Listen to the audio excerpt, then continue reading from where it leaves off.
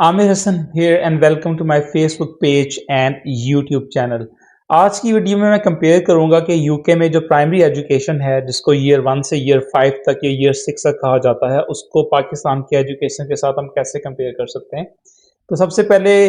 जो main difference मुझे नज़र आया क्योंकि मेरा बेटा पाकिस्तान में ही था और मैं बड़े आराम से उसको कंपेयर कर सकता हूँ। मेरा बेटा जब पाकिस्तान जाता था बिल्कुल छोटी क्लासेस में तो एक बहुत बड़ा वज़नी हैवी बैग हर वक़्त उसने उठाया होता था और उसको अपने साथ लेके जाना होता था और वो बहुत एग्जॉस्ट हो जाता था सुबह जाते हुए भी और वापस आते हुए भी। अनफॉर्चुनेटली जितने भी हमारे प्राइवेट स्कूल्स हैं वहाँ पे यही बेसिकली एक इमेज जाता है कि अगर बच्चे की बैग में बहुत ढेर सारी किताबें हैं तो इसका मतलब है कि स्कूल में बहुत ज़्यादा काम करवाया जाता है और हमारे टीचर्स करवाते भी हैं, मुझे कोई उसमें एतराज़ नहीं है। लेकिन मेरा अपना ओपिनियन एज एन एजुकेटर यही है कि वो जो स्टेज है बच्चे की अर्ली लाइफ के अंदर, अगर आप उसको बहुत ज़्यादा बर्डन आउट कर देंगे, उसको बहुत ज़्यादा एग्ज़ॉस्ट कर देंगे और अगर उसको बहुत ज़्यादा कॉम्पिटिशन में डाल देंगे, तो क्या पता वो हमारा बच्चा जो है, वो बहुत अर्ली स्टेज के अंदर ही लाइफ़ के कॉम्पिटिशन के अंदर गिव अप कर दे और अपना फुल पोटेंशियल ना दिखा सके। यहाँ यूके में क्या होता है कि जो किताबें हैं या जो उनकी बुक्स हैं, वो स्कूल के अंदर ही रखी जाती हैं। बच्चा सिर्फ़ एक छोटा-सा लंच बॉक्स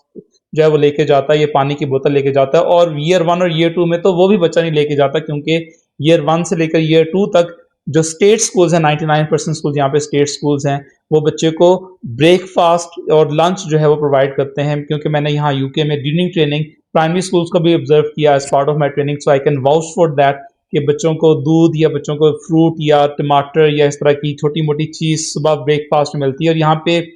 मज़े की बात ये है कि टमाटर को ये एज़ अ फ्रूट जो है वो खा रहे होते हैं सुबह के टाइम, और वो बच्चे बड़े आराम से मज़े से डिफरेंट सब्जियां जो है वो ट्राई कर रहे होते हैं। और जो सबसे इम्पॉर्टेंट चीज़ मुझे लगी वो ये है कि वो जो टीचर्स हैं वो मेनली बच्चों को ऑब्जर्व कर रहे होते हैं कि उनका बिहेवियर किस तरह का है। हमारे यहाँ सिर्फ डिसेबिलिटी ये समझी जाती है कि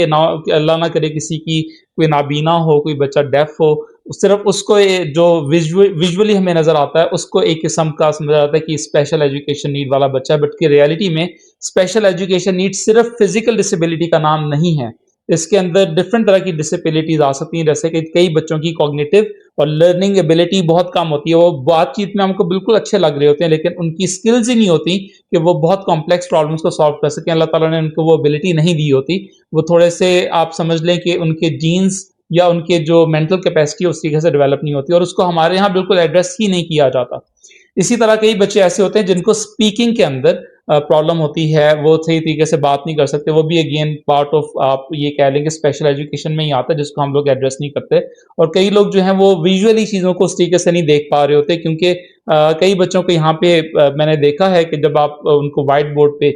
या उनको प्रेजेंटेशन दिखा रहे होते हैं तो वो प्रॉपर्ली रीड नहीं कर पाते इंफॉर्मेशन। तो ये तमाम चीज़ें उसी कैटेगरी में आती हैं। तो टीचर्स बेसिकली उसको ऑब्जर्व कर रहे होते हैं और वो फिर जो लोकल काउंसलर है उसको रिपोर्ट भी करते हैं, फिर उन बच्चों के प्रॉपर टेस्ट होते हैं ताकि उनके तमाम जो ये इश्यूज हैं उनको प्राइमरी स्कूल के अंदर ही एड्रेस कर लिया जाए ताकि जब वो सेकेंडरी स्कूल में जाएं या ड्यूरिंग प्राइमरी स्कूल तो उनको किसी भी किस्म की सपोर्ट चाहिए, टीचिंग असिस्टेंट चाहिए, तो वो प्रोवाइड कर दिया जाए। अब इससे होता क्या है, इसका मेन फ़ायदा ये होता है एज़ अ नेशन जो मैंने देखा है, क्योंकि यहाँ पे मैंने देखा है अगर आप पाकिस्तान के साथ कंपेयर करें, हमारे यहाँ अग्रेसिव बिहेवियर बहुत ज़्यादा है। हम दूसरों के साथ जेलस अनफॉर्चुनेटली हो जाते हैं डिफरेंट जगहों पे, या और दूसरी तरह की बिहेवियर इश्यूज़। आपको पता है पाकिस्तान में मार-धाड़, जब भी कोई मसला आएगा, वायलेंस आएगी तो तमाम लोग एक मॉब इकट्ठा हो जाएगा। वो वाला बिहेवियर यहाँ पे उतना नहीं है, बहुत कम आप समझ लें होगा, बहुत शाज़ो नाज़र आपको वाक़यात मिलते हैं। लेकिन ओवरऑल जनरली यूके के अंदर जो सोसाइटी है the society is well behaved और उसकी बड़ी वजह ये है कि बच्चे शुरू से ही एजुकेशन सेक्टर में आते हैं तो वो फ़िल्टर आउट हो जाते हैं और जिन बच्चों में इस तरह के इश्यूज़ होते हैं वो उनको उनकी काउंसलिंग कर रहे होते हैं या उनको साइकेट्रिक के थ्रू या जो भी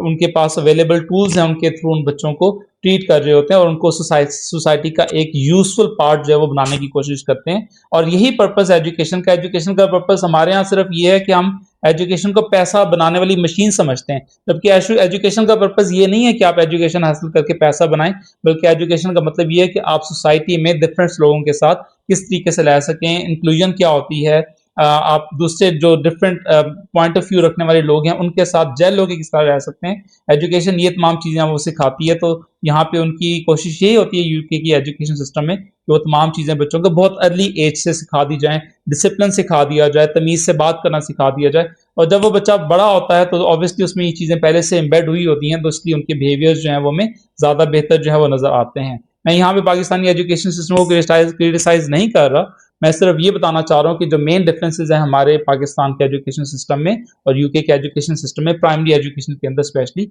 वो क्या हैं। Thank you so much for watching my video. Aamir Hasan signing of.